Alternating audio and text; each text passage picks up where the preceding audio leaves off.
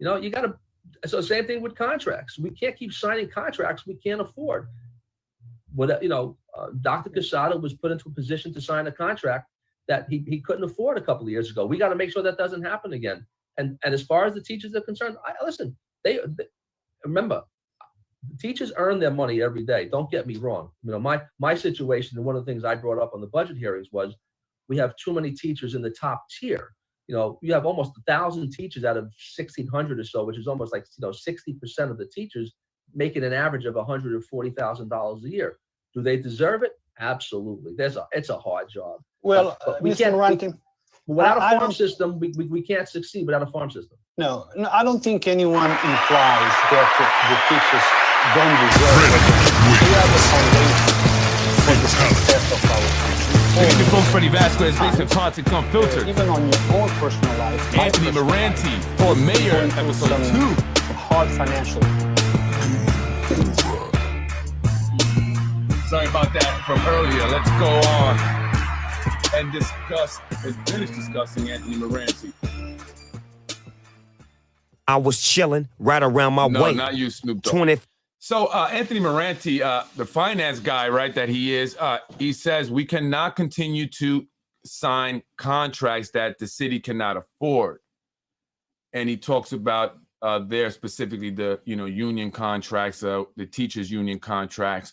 But I want to talk about all contracts that the city signs, right?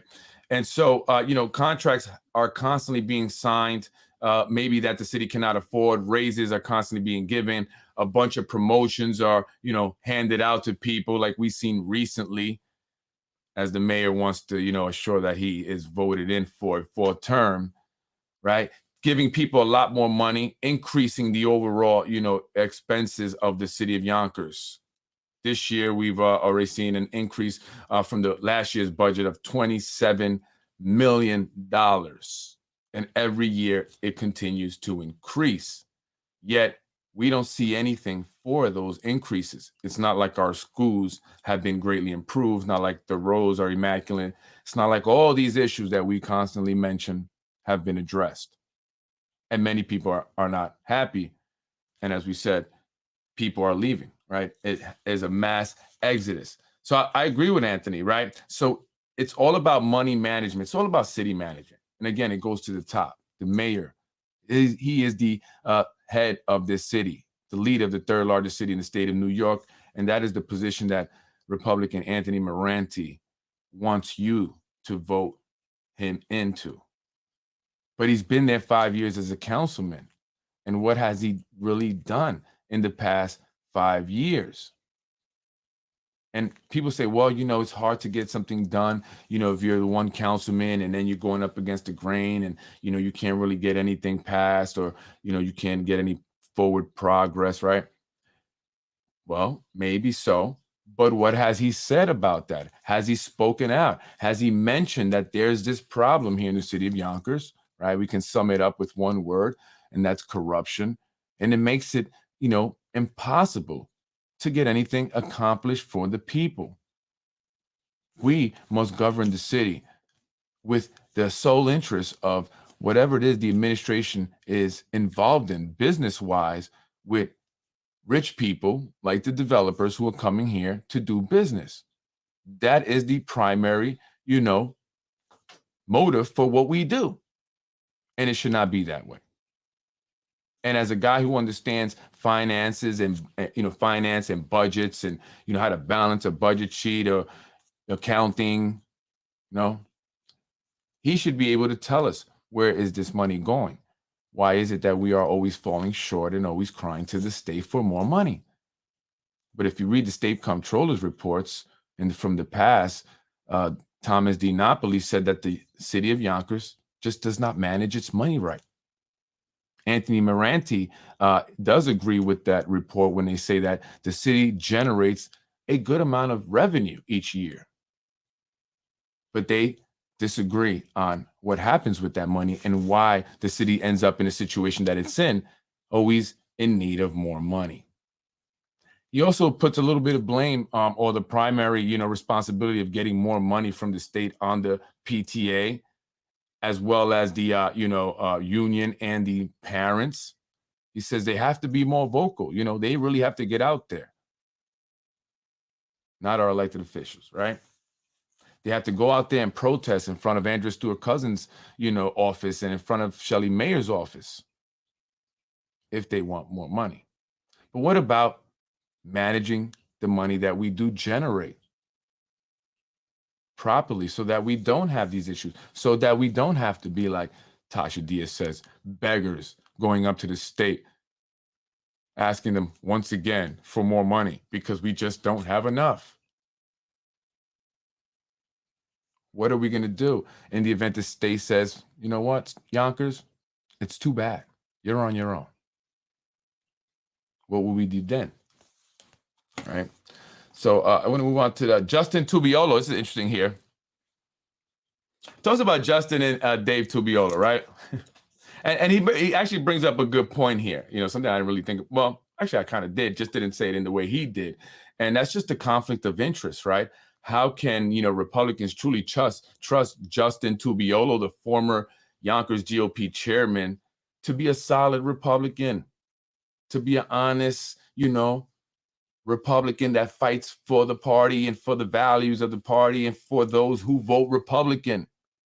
How can you when his son left the party? He jumped ship, as Anthony Merante says, and became a Democrat.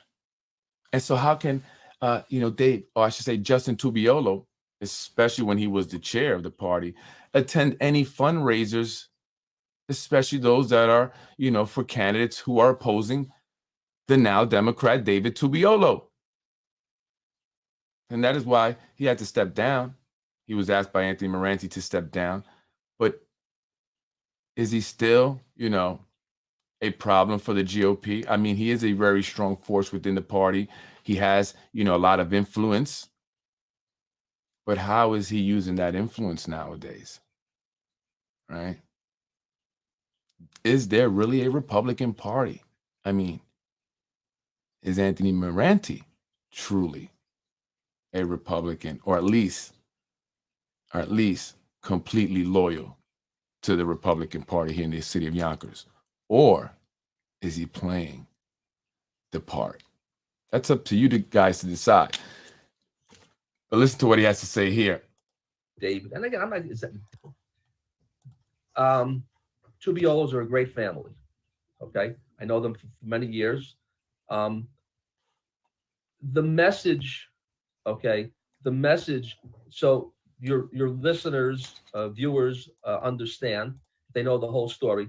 David Tubiolo is the son of Yonkers Republican chairperson, Justin Tubiolo.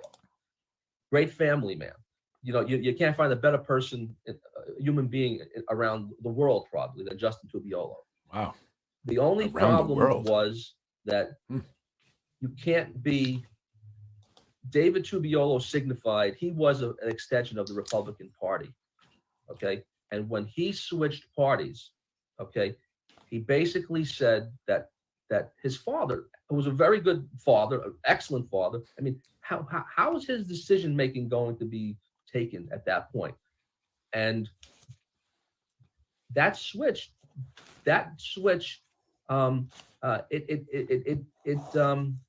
what's the word I want to use? He was tainted. Justin could, the chairman, how is he going to make a decision? How can Justin Tubiolo go to a fundraiser for David Tubiolo with my potential, the opponent? Is he going to come to, so David was a big difference than when John Rubio switched. Okay. John Rubio made his switch. He was like, he's any political person. Okay. That's, again, it's a great thing about democracy. You know what? You want to switch when you want to change your ideology.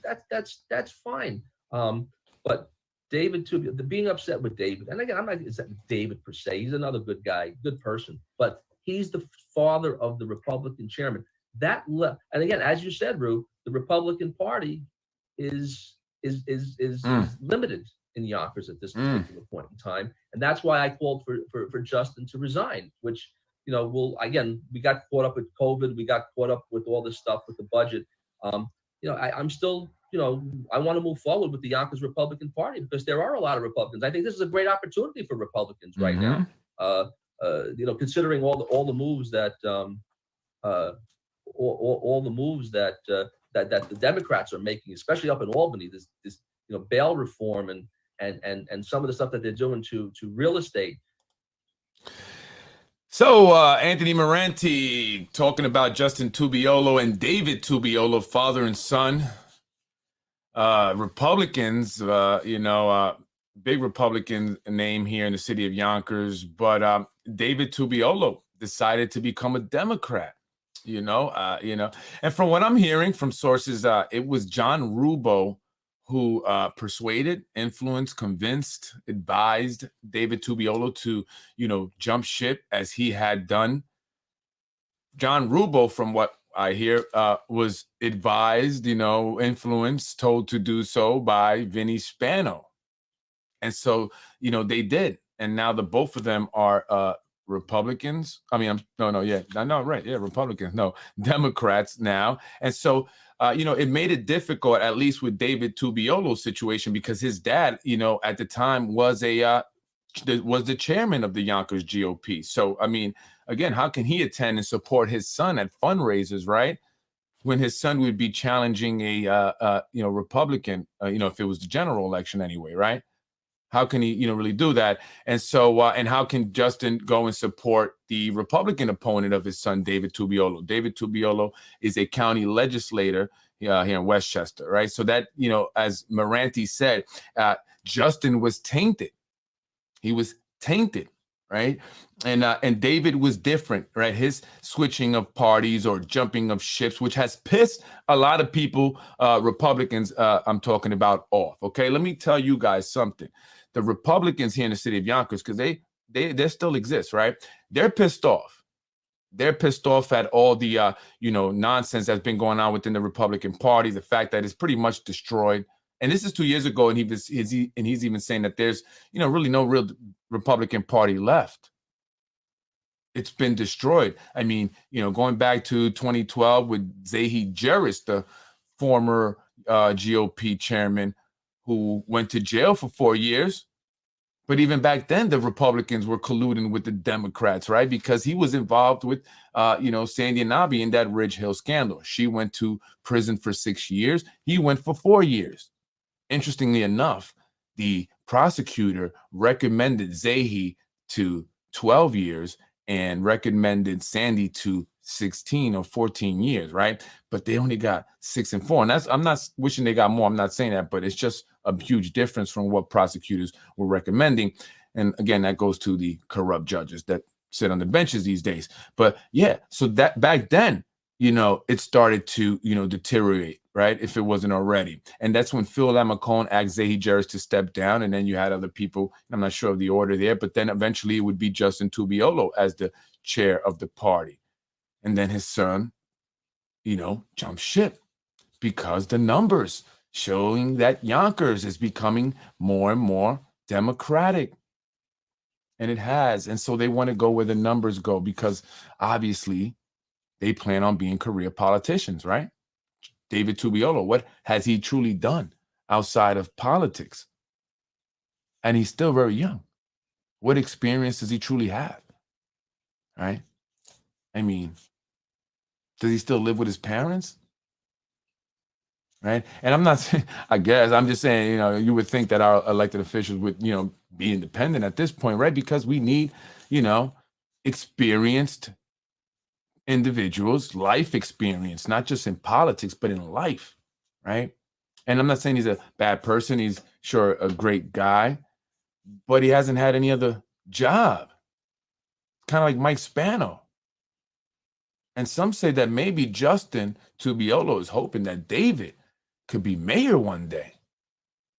He's clean cut, right? Very easygoing, laid back. At least that's what we see. Merante cannot talk about Rubo as he told me he is his accountant. Oh. Not sure if he still is, as I am sure Merante would not agree to the PPP fraud that Rubio committed.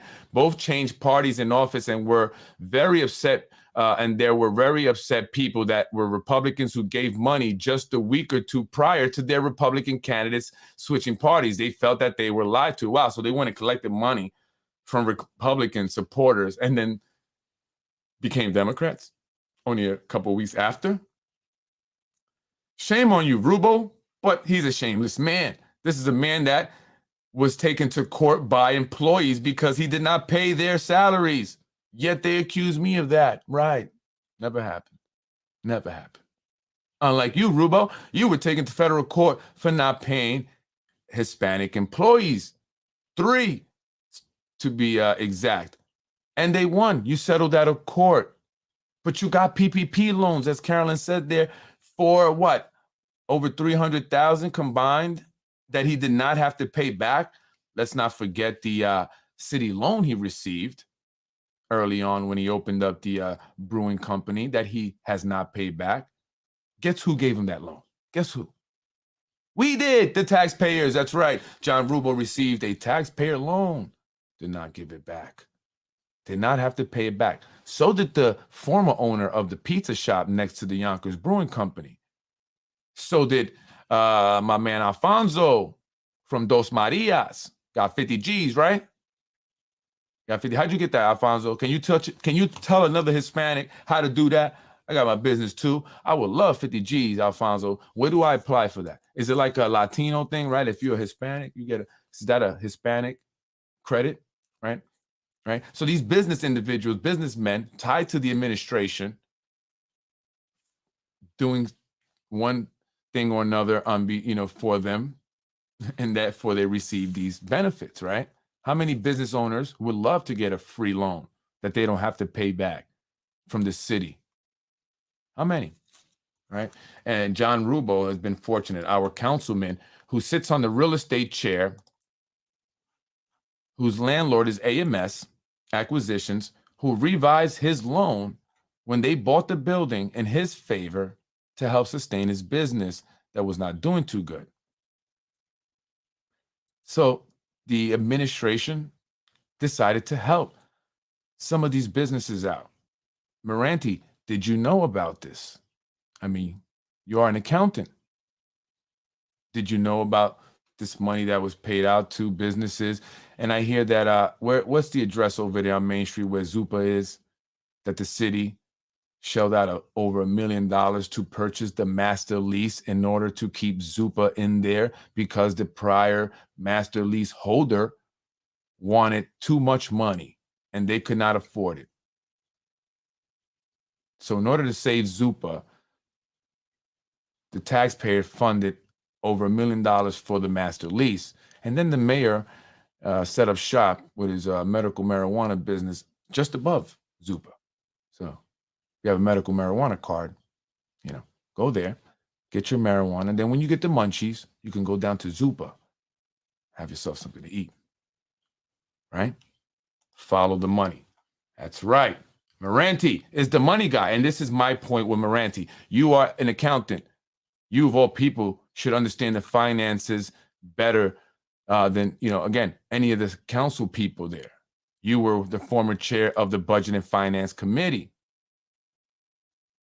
Did you see anything that was, suspicious, out of the ordinary, right? Nothing. Do you even look at the budget, or is it just, PFK O'Connor or whatever they're called, right? So this is my point, folks. We need to get someone that's a real candidate, that's not connected to the current administration. Many times Merante has voted with Spano, not against Spano.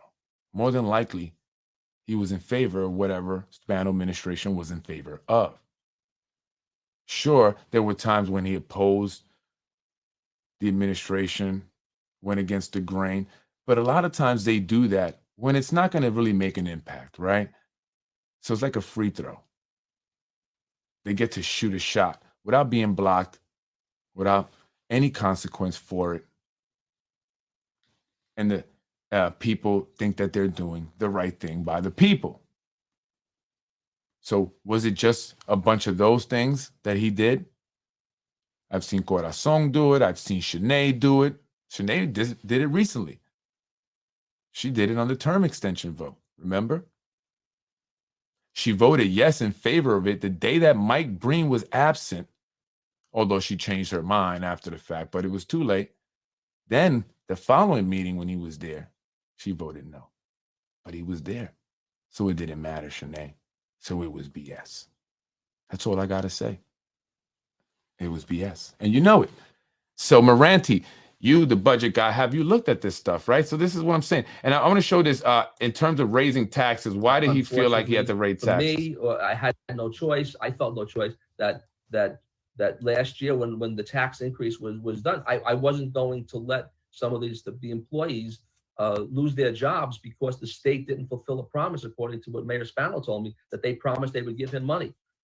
And you know what? I think that having a full,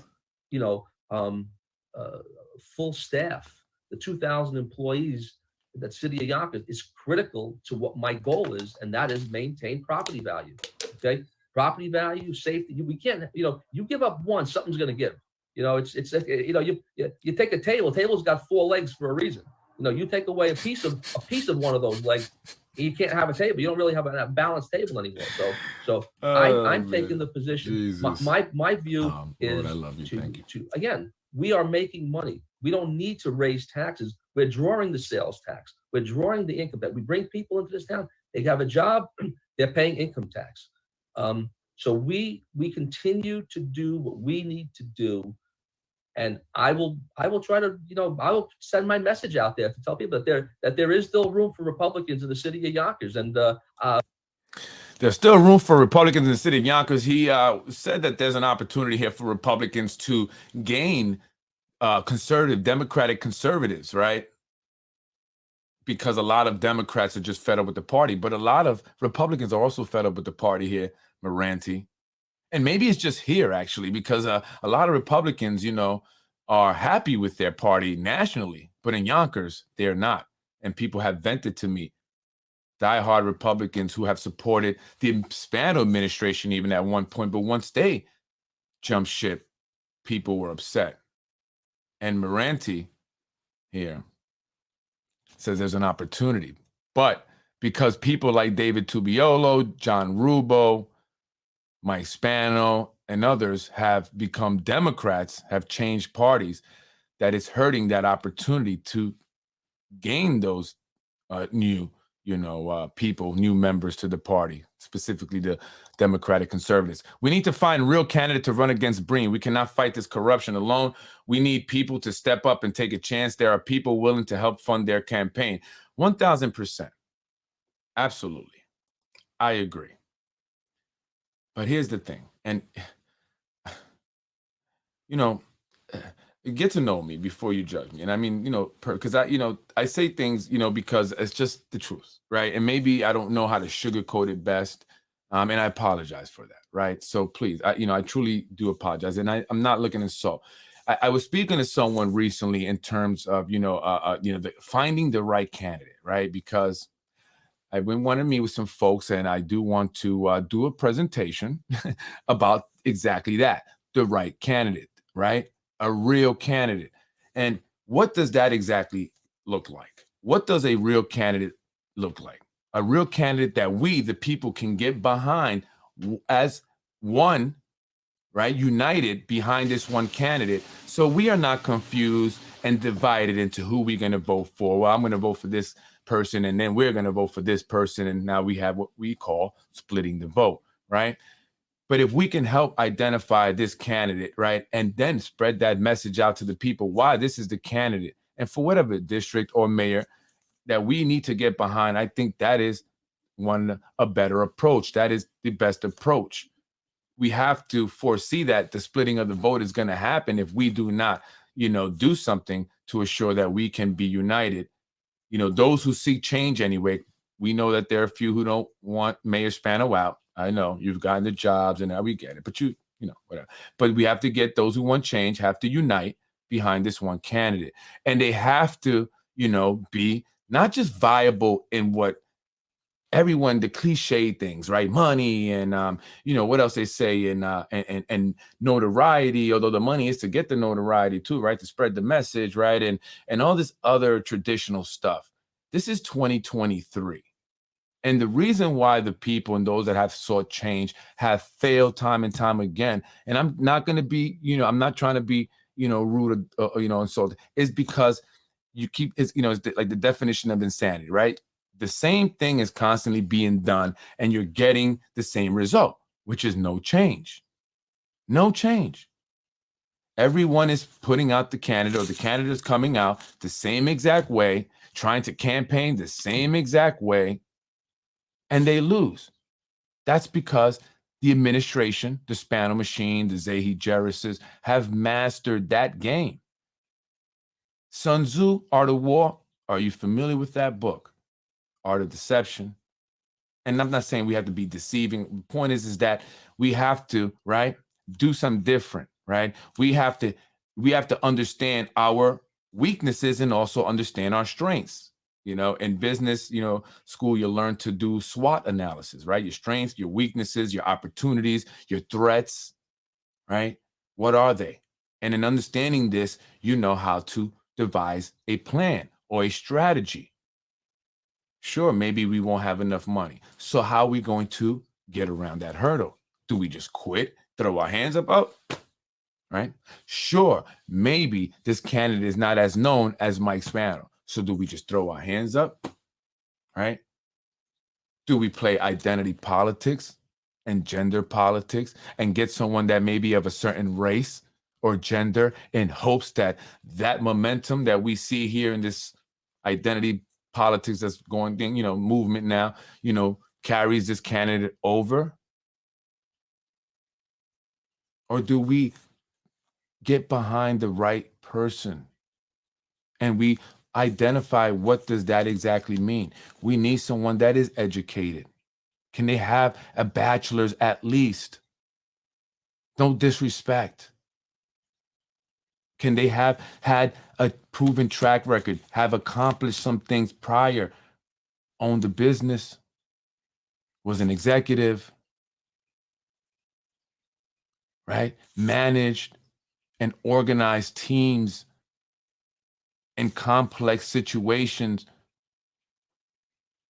not just standing around, at a food distribution, doing selfie videos, right?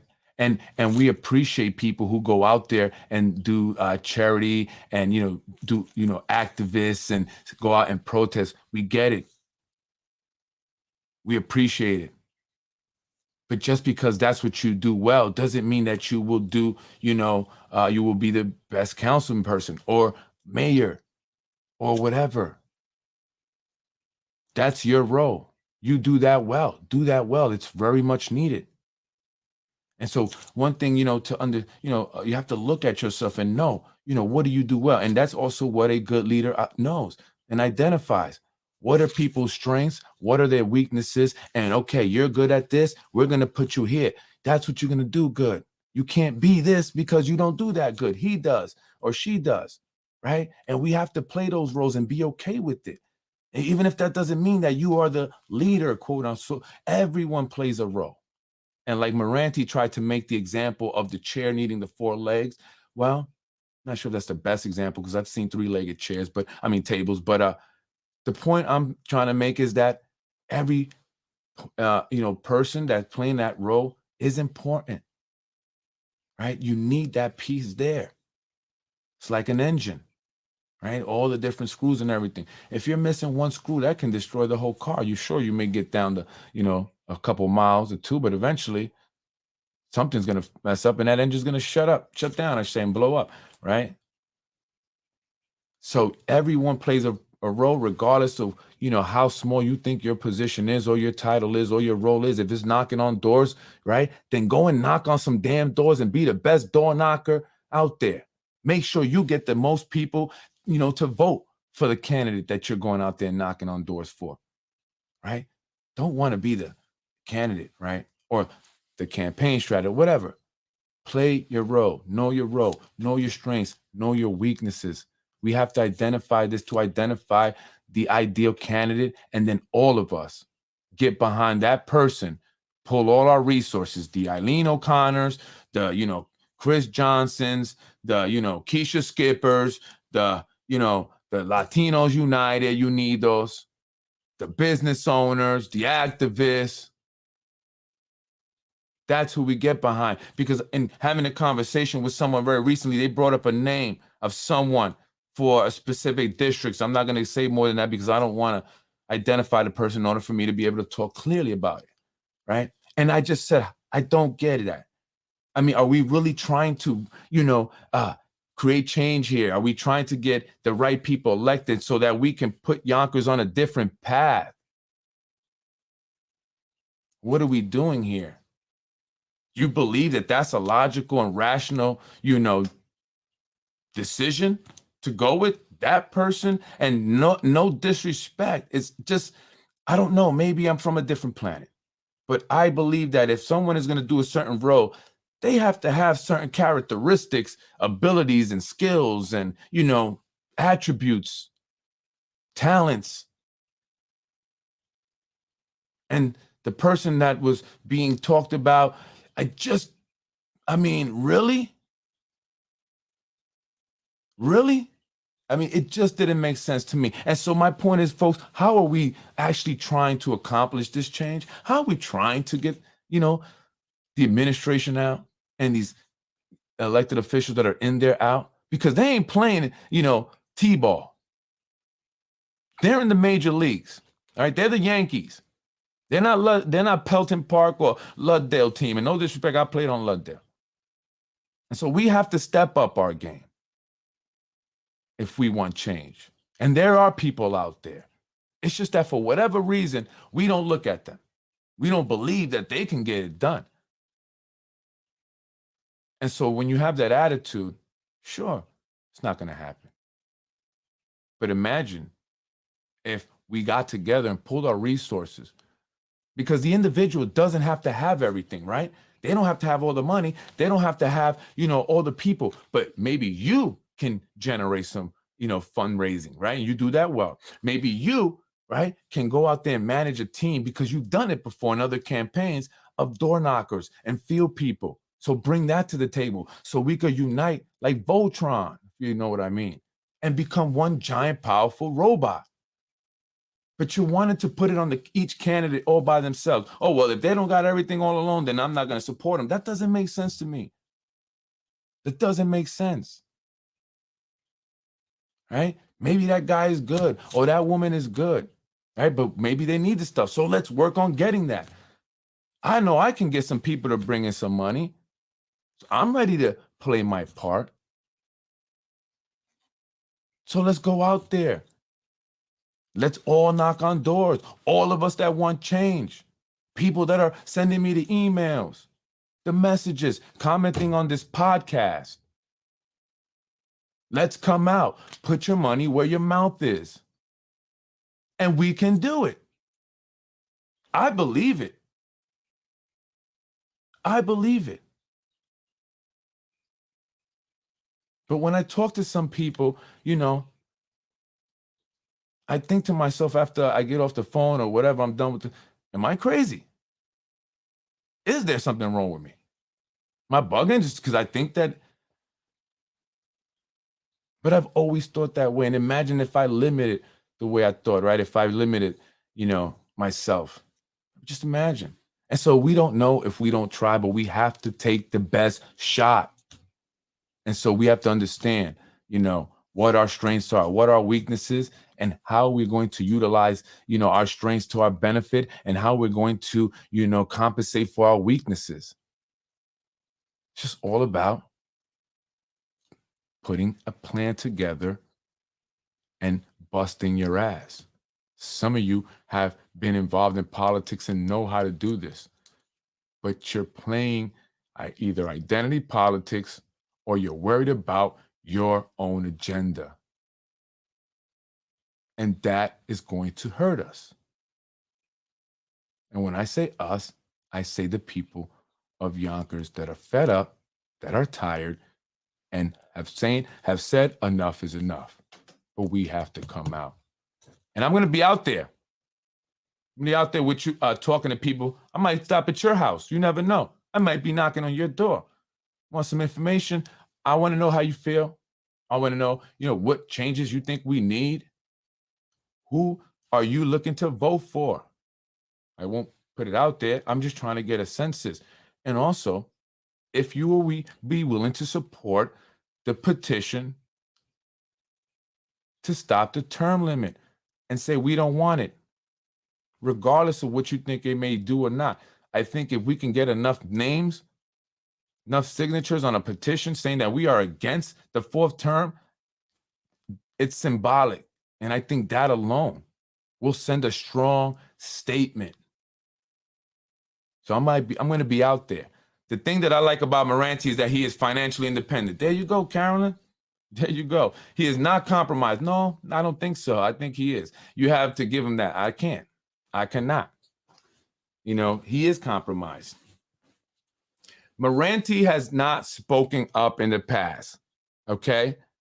He has not stepped up and said, hey, we have this problem here, and we need to do something about it.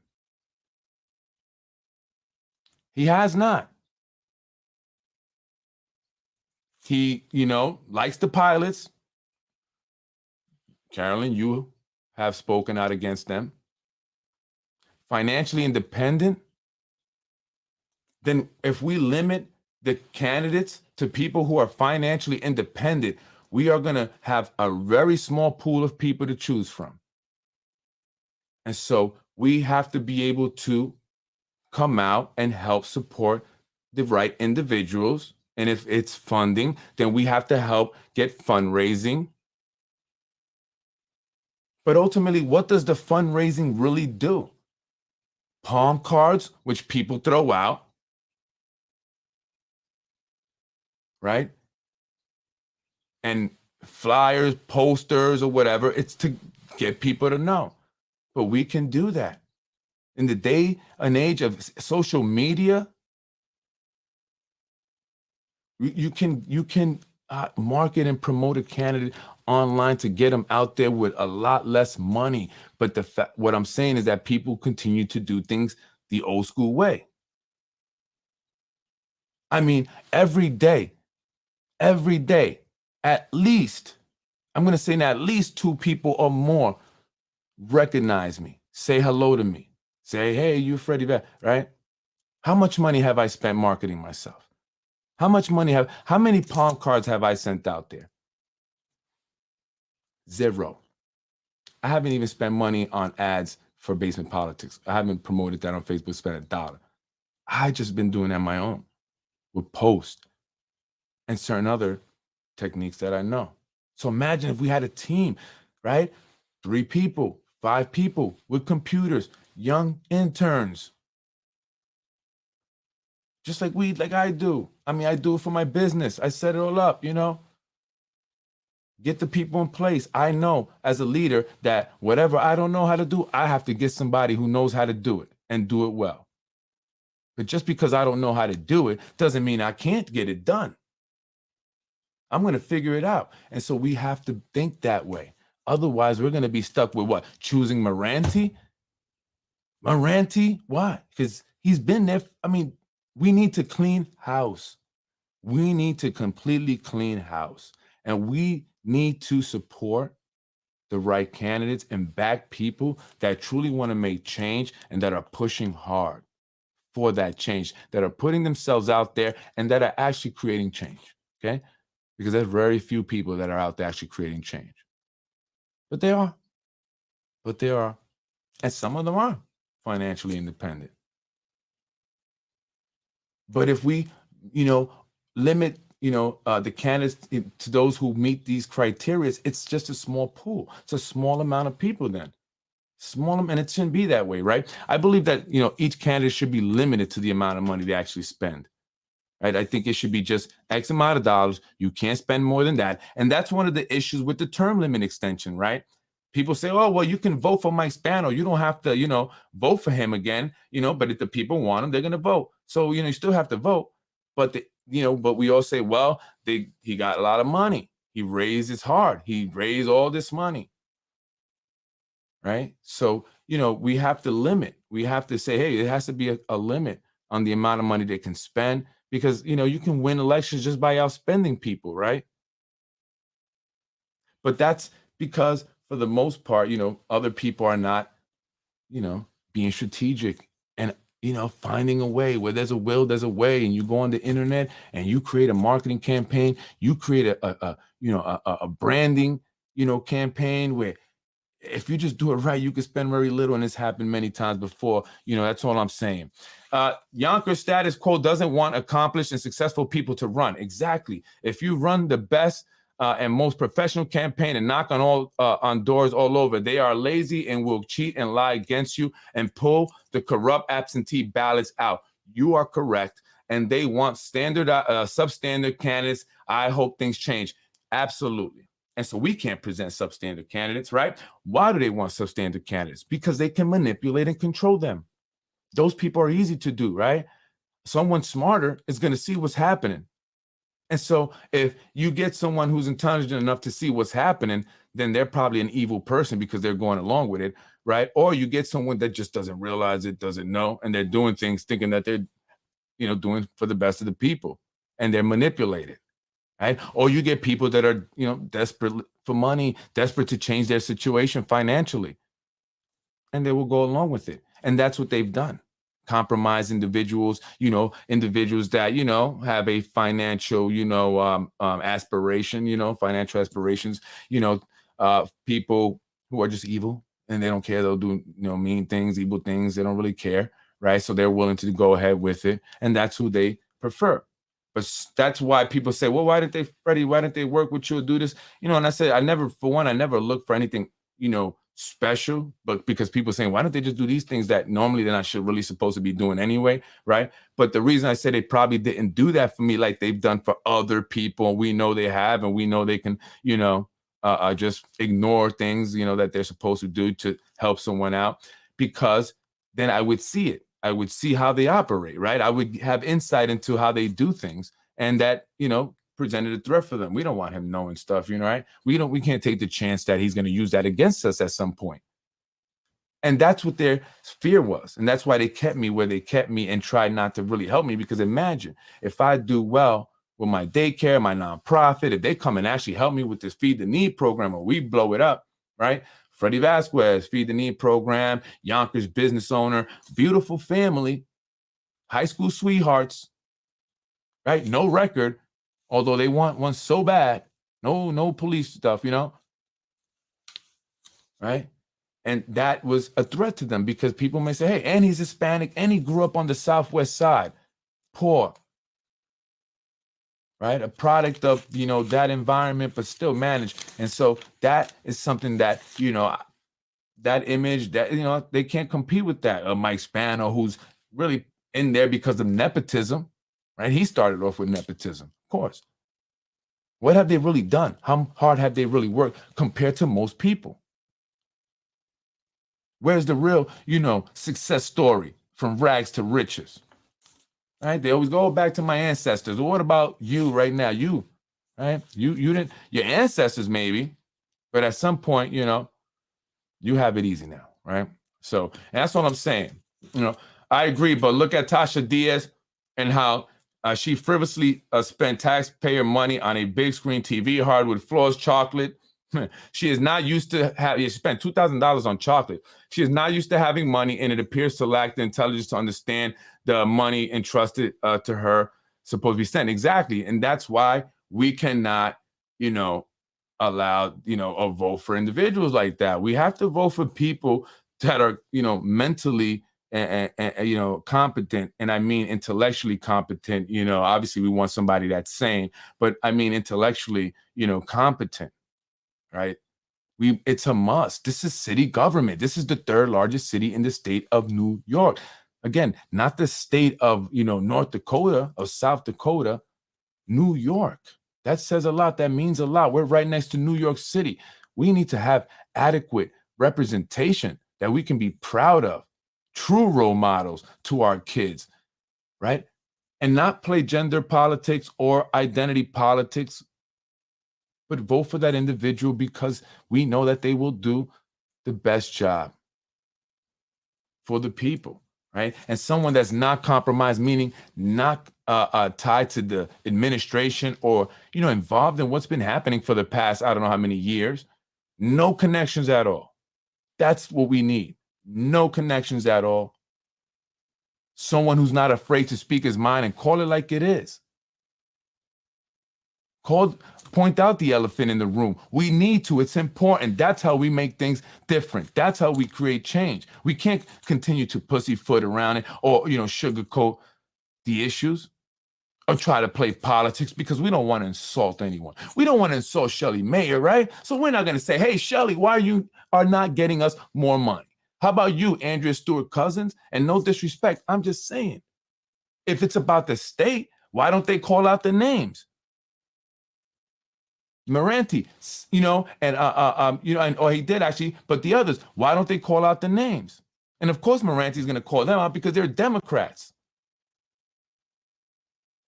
But they always blame the state, but they never say, hey, this person or that person specifically, so they're all BS. They're all full of ish, and we need someone that's going to call it like they see it. Truly be for the people. I'm going to fight for the people. I'm going to be out there. Guess what? I'm going to see the fire hydrant that's, broken, or I'm going to see the dirtiness of the city streets, and I'm going to go get that cleaned up. I'm going to see where the potholes are, and I'm going to get them patched up. I don't care who that street belongs to. And that's who we need.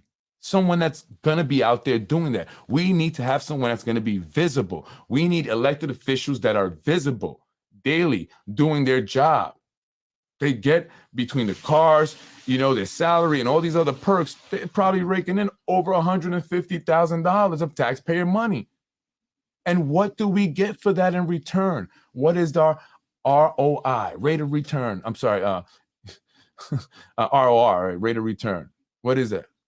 Or ROI, I mean return on investment, right? What is that for us? Nothing. Truly nothing. Embarrassment. That's what we get. We get embarrassed. The city of Yonkers gets embarrassed when you have the display that we saw at City Hall from our, city council members. That's all we get, right? And Merante, honestly, to me, he talks in circles.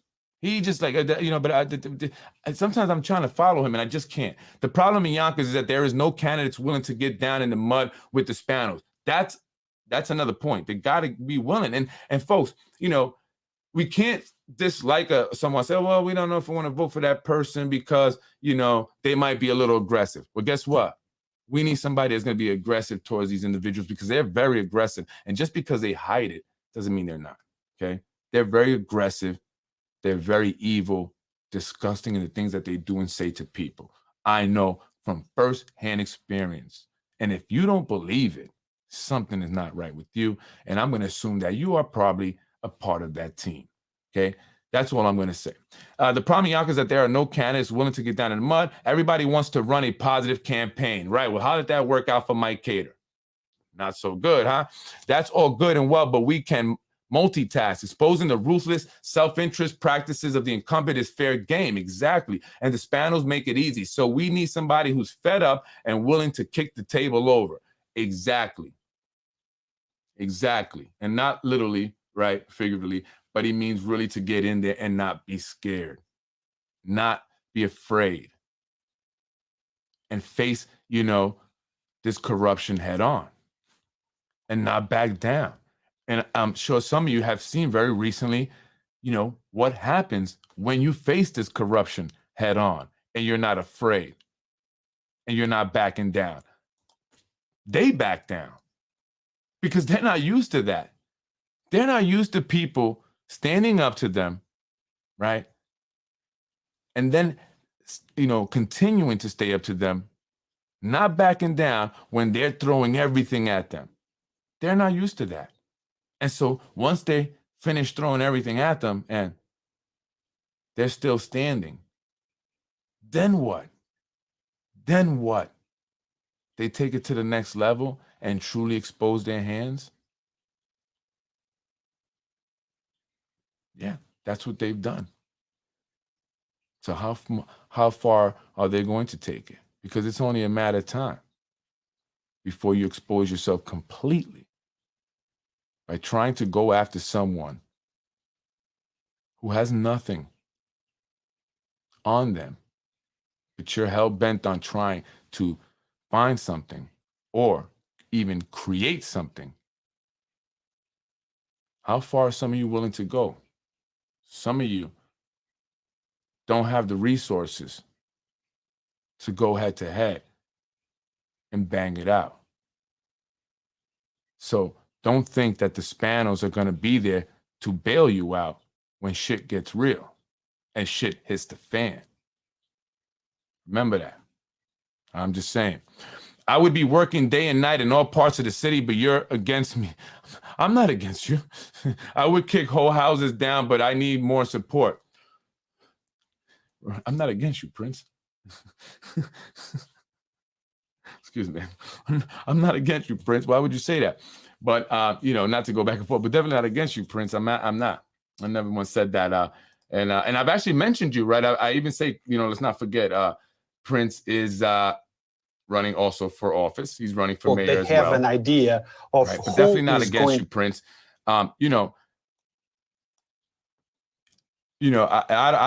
I haven't heard anything from you, Prince. Have you put anything out? Have you, have you done any town halls? Have you, been knocking on doors? Have you gone knocking on doors? I saw you in Getty Square with the bullhorn, but I didn't see you, using it. I just saw you walking with it. But what are you actually doing, to get your message out there and to get people to come out and vote for you, right? But I'm not against you. I don't think I've done anything to be against you, have I?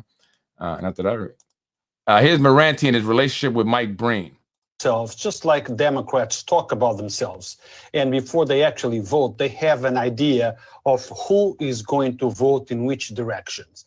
So I would believe that you and Mr. Bree also spoke about this, and you knew his position before he actually casted his vote. So you as a Republican, talking to him, what was the justification, or how did you try to convince him, look, you are going in the wrong direction? There is people in Yonkers that cannot afford these, and we should stick by our guns and say no tax increases, because that's what you guys promised, but it didn't happen. So,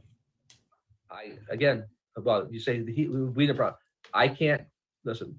My colleague have to do let the Democrats voted in, but he chose to do his way, and we're fine. I have no problem.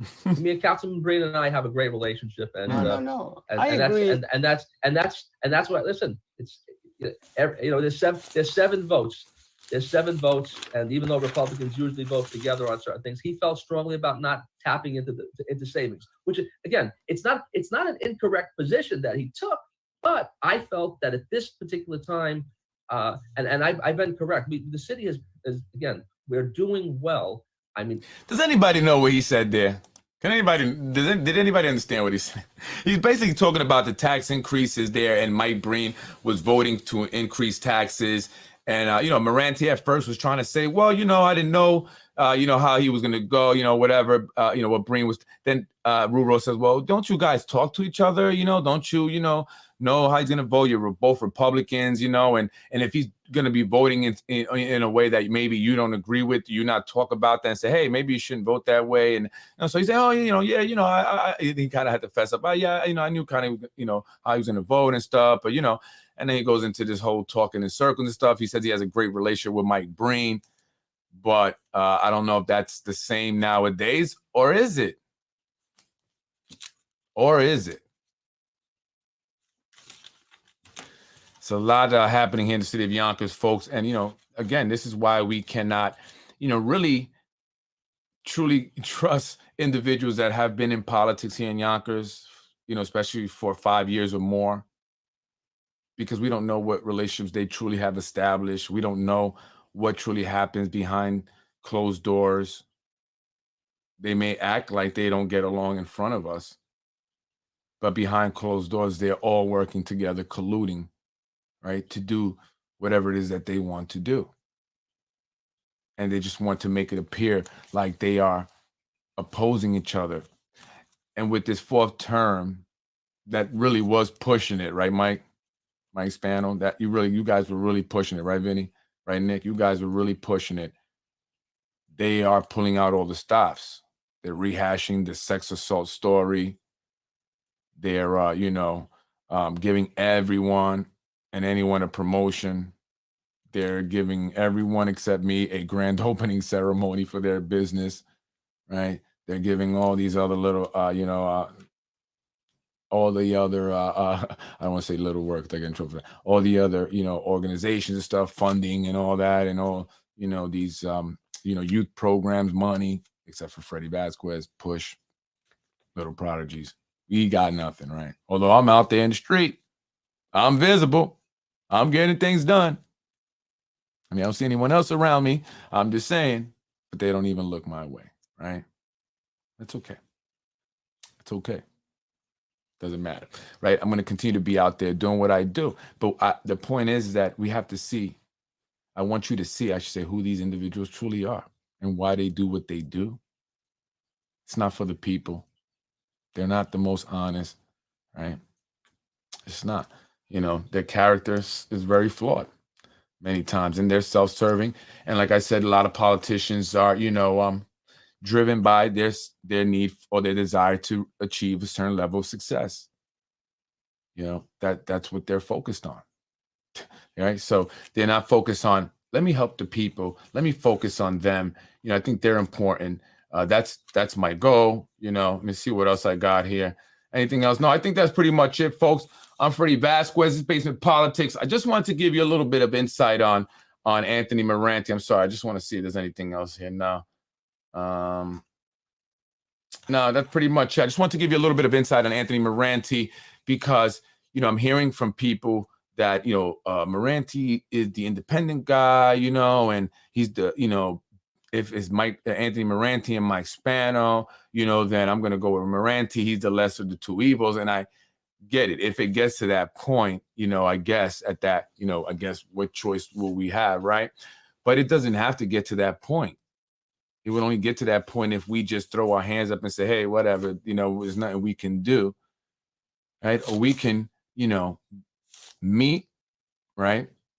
Listen to people who have been reaching out and say, hey, can we have a meeting? Let's get together. Let's talk. And I'm just put out there in the podcast, right? Whatever.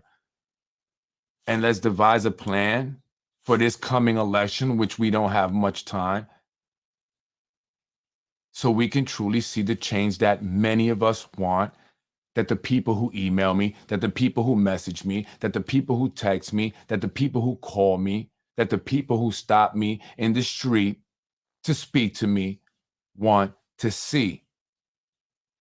And I say all that because I want to make the point that there are a lot of people out there that want change. They want change. And sure, as someone mentioned, Maeve Scott, we have to be careful with ballot harvesting. They do lie, cheat, and steal. But as I said, we have to prepare for these things. That's part of, doing an analysis and coming up with the strategy. Well, we know that this is one of their techniques. So how are we going to, counter that? What are we going to do to try and prevent, them from stealing the elections through ballot harvesting? By going up to the Board of Elections and getting a bunch of ballots for people that came through one of Tasha Diaz's food distribution. Right? We can come up with a plan. Hell, I'll go up there to the Board of Election. I'll stay there every day. I'll go inside and I'll let them know, hey, if a lot of people are coming up here, getting a bunch of ballots for people in Yonkers, that something is up. Let's record them. Let's put them on video. Let's put them on blast. Let's have a protest against corruption. Let's rally. Let's come out. Let's let everyone know. Let's invite CNN. Let's invite Fox News. Let's invite Newsmax. We're going to be protesting the long, deep corruption here in Yonkers that we want to see end. We are tired of it. Enough is enough. And so we will protest, we will rally, we will, screaming out into the, from the top of the mountains if we have to. But we must make noise and we must come out and vote. And some of you, leaders, activists, political leaders, social leaders, whatever, community leaders, those that want change, that understand politics here in Yonkers, that can contribute something. Offer your services. This is what I can do to help the movement. So if you truly want change, then you have to start to, act like it. And we have to come out and we have to get together and we have to devise a plan. And we have to hit the street hard. I'm Freddie Vasquez, Basement Politics. I just trying to motivate you guys because in talking with some individuals, I get it. I understand the money thing, this, that. I understand that. I get it. But that doesn't mean that you can't do it a different way, right? There's been grassroots movements that have won elections. There have been many candidates that have come out of nowhere. They didn't think that they had a chance of winning, but they won because the will of the people was behind the candidate. Put out the positive energy into the universe. That's that's what we have to do. That's the secret, right? So we could do it. I believe it. I believe it. Many of you are upset. Many people are upset. Republicans and Democrats. And this is an opportunity for us to come together and show that party does not matter. We, the people, matter. And ultimately, we want pretty much the same thing, right? Anyway, folks, I'm Freddie Vasquez, Basement Politics Unfiltered. Damn, I was out here an hour. Wow, and it's already, it was the second time I was on. Wow, time is it? 10:30. Oh, man. Thank you, folks, for joining me. Thank you for staying with me. That's Anthony Merante. Again, the point of this, podcast on Anthony Merante is it's not personal, Anthony. It's really not. I'm sure you're a great guy. You're a great father, and I wish you the best. You have a beautiful family. God bless you and everything that you do. But, we want to head in a different direction. I know there's a lot of people that want to see Yonkers move in a different direction, not completely different, right? We don't want to change everything up, but we need to put fresh eyes, fresh perspective, ideas, people that truly care about this community and not enriching themselves, who have not been tainted, as you say, right, by past, dealings and associations and relationships and, whatever else. We have to, really move in a completely different direction with completely new people. And that's all I'm saying, right? And you had the opportunities. Anthony Merante had many opportunities to speak up. Say something. This is not right. This is what's happening here. Right? This is not okay. Why don't this happen? Why don't we? You know what I mean? Like, it's just the budget. Where's the money going? That's one thing everybody says. Follow the money. Anthony, you are the finance guy. You're the accountant there. You're the one that was the chair of the budget and finance committee. I mean, you have the experience, even more so than Mayor Spano. Right? You should know that better than Spano. And so where's the money? Why is it that we have to constantly beg the state for more money? Why is it that you, as you say, and I've seen, the city generates such great revenue, yet we are always poor? We're always struggling. What's happening? How do you reconcile that? Like, can you speak on that? Why do we have to raise taxes? People's water bills are higher. And what are they really getting for it? My automatic air suspension on the car just malfunctioned because of these potholes now. I already blew a tire because of it. It cost me $400 and some there to run flats. So I'm spending more money on car maintenance because of these roads. So what are we getting for the higher taxes, right? And what are we getting for the money that you guys are spending? Those contracts that you say that they are signing. And so we need someone that's going to truly, have the ability to go in there, look through everything with a fine-tooth comb, find out what the problems are, and fix those problems so we can truly make Yonkers a great city for the people who love it so much. I'm Freddie Vasquez, Basement Politics Unfiltered. Man, I'm going to run for mayor, man. I'm going to do it. A mayor for 12 years finally got Yonkers into the top 10, the only city in New York to make the top 10 in the country as one of the dirtiest cities. That is right. Absolutely, right? Do it twice. That's right. They're lying to us. They're telling us that our students are doing great. The graduation rate is increased. Yonkers is, I don't know, what other stuff that they're saying is amazing that's changed. Oh, we have this amazing stuff going up. We're changing a lot, the waterfront. But all they've done truly is bring luxury residential high rises to the city of Yonkers. That is it. That is it. And do not be impressed because they renovated some parks. It's about time. Well, it's about time. We can't give you no props for that because you took 12 years to do it. And so what? You deserve more? Another 4 years? I don't understand why. Why? What has been so great about the past 12 years? What? It's sad that the people of Yonkers are so traumatized by our elected officials that when they get a little piece of a crumb that falls off their plate, they say, man, they are so great to us, aren't they? Let's keep voting them in and hoping that another piece of crumb falls off their plate. We're supposed to be happy with nothing pretty much because that's how they've gotten us programmed. We're so traumatized because we have been crapped on for so long that every little thing, oh, look at this. Oh my God, you're so wonderful for doing that. The Yonkers is forever in debt to people. Thank you for finally doing your damn job. Unbelievable. Wepa. I'm Puerto Rican. I'm Latino. I'm Hispanic. But I love everybody. And my wife is black.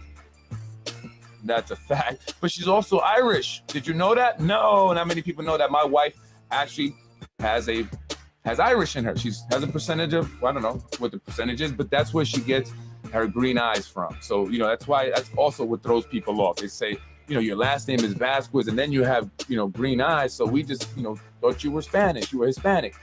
But no, she's African-American or black, whatever you want to say it. But her green eyes comes from her great-grandmother, who is 100% Irish.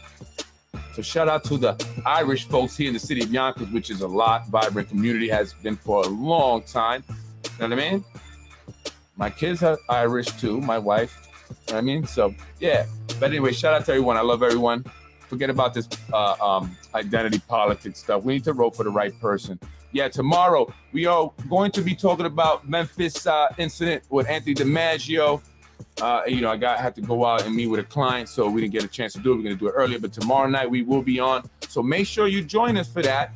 Interesting, incident, sad, unfortunate incident, but it'd be interesting to have a police veteran, 15 years, Yonkers police veteran Anthony DiMaggio, who got a perfect score on the lieutenant's exam. And, before, you know what happened, right? He will be joining me to assess the videos from that night, the body cam videos from the different officers that were involved in the incident. We're going to see what happens there. He's going to give his opinion. I want you guys to give your opinion, so make sure you join us tonight. I'm going to set up a phone line tomorrow because I think a lot of people may be really interested in this, so you can call up. So make sure you tune in. We're going to try to definitely be on by 7, 8. Let's figure that out offline. But between 7 and 8, we'll definitely be on. The Memphis 5. Let's discuss the killing of Nichols. Tyree Nichols, a 20-some-year-old man that was beat to death by 5 Memphis police officers. And, I guess the unique thing about this is that they were all black, the officers, not just the unarmed victim in this time. Anyway, folks, I'm Freddie Vasquez, Basement Politics Unfiltered. Remember, folks, we got to come out and vote. We have to vote for change. I have a plan. I've been reaching out to you guys, my ladies. I'd love to speak with you. I'm going to be making some calls tomorrow. I think we can do this. I believe that we can. So I'm going to be reaching out to some of you guys, presenting my my ideas, and see how we can move forward and create change. I'm Freddie Vasquez. This is Basement Politics Unfiltered. I'm very involved. I'm really invested now. Should have just allowed me to do my daycare centers, because now I'm going all the way to getting these guys up out of here. I'm up out of here. Peace out. That's how we get them back, right? We get people to vote them out. We create change. We better the city. Everybody's happy. I love Yonkers. I love the city of Yonkers. I do, and I can't leave. I want to be a part of the change that's, I see happening. You're watching Basement Politics with my dad, Freddie Vasquez. I grew up on the southwest side on Buena Vista Avenue. Very poor. My grandparents raised me as a young boy. I was actually born in a prison, yes. And I received text messages from anonymous, phone numbers saying, how does it feel to be a prison baby? I don't know, because I don't know what it feels not to be a prison baby, right? So I don't know. I never really, doesn't really enter my mind, right? Except when I think about, wow, look how far I've come. I was born in a jail. My mom made some mistakes, to which she has, I think really, paid her dues to society. My mom's never been, involved again with the police. That was the first and only time, really, and she's been very productive in life. I love her very much. She got me out of the hood, and nowadays she lives somewhere, a beautiful gated community, and she worked hard for that. She was on welfare. When she got out of prison, we were homeless. And then she got onto welfare. She got assistance, and she got the apartment stuff. But she went to school, and she also worked, right? And she busted her ass until she was able to get us out of here. Then she got off the system, worked, raised me and my sister. And, very proud of her. So I'm proud to be a prison baby. And to all the women in, prisons throughout the United States and Bedford Hills facility, women's facility, who are there with their child, just know that they have a chance. Just because they're in that situation does not mean that they will not be somebody. So don't think of that. Don't be negative. Think positive. Think that when you get out and they go on to the real world, that they're going to be great. Right? So it doesn't bother me. It doesn't bother me to for people to say that, And so I just want people to understand. I want whoever's listening that's texting me these things to understand, to know that it doesn't bother me. And I actually, that's a sense of pride for me that I was able to, come so far, and that my mother was able to come so far. And we're not perfect, but we've worked hard, and I want to help others do the same, and I want to give back, and that's why I'm here. And that's why God has placed me on this podcast. I'm Freddie Vasquez. Thank you, folks. You're watching Basement Politics with my dad, Freddie Vasquez. Freddie wins. Fatality. Nothing's impossible. Nothing is impossible. You can do anything, and we can do it. Let's come and vote for change. I believe it. Thank you for watching Basement Politics with my husband, Freddie Vasquez. Freddie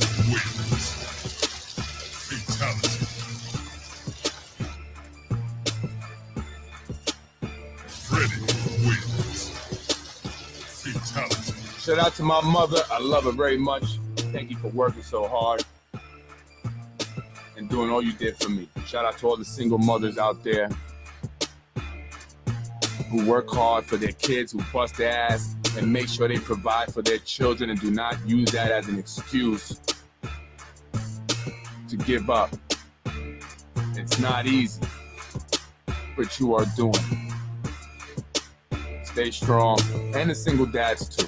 Shout out to you and the great fathers out there who are there for their children. Freddie wins.